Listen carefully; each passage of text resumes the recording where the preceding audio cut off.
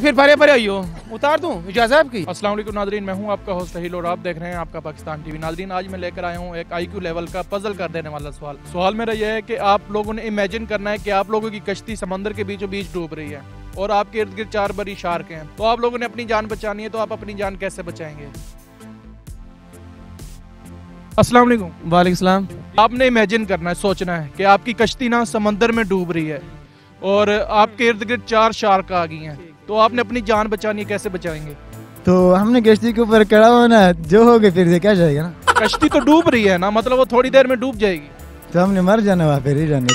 कश्ती को भगाएंगे, तैर के जाएंगे नीचे से, और क्या कर सकते हैं, मर जाएंगे, खाना बन जाएंगे। कश्ती को डुबा के तो जानते रहेंगे। सवाल है ना, इसमें टाइम चाहिए। कैसे बचाएंगे? तैर के बचाएंगे, और क्या करना है? मैंने आप समंदर के बीचों बीच डूब रहे हैं, कैसे निकलना है उससे आपने मुझे बताया ना। मुझे वही तो मैंने आपसे पूछा, आप कैसे अपनी जान बचाएंगे? तैर के निकलूंगा, और कैसे निकलूंगा? भाई तो शार्क हैं, वो भी 4 उसके ऊपर से कूद जाऊंगा, कोई बात नहीं ऐसी। वो जब शर चला जाएगा फिर हम आएंगे ना, तो कश्ती डूब जाएगी।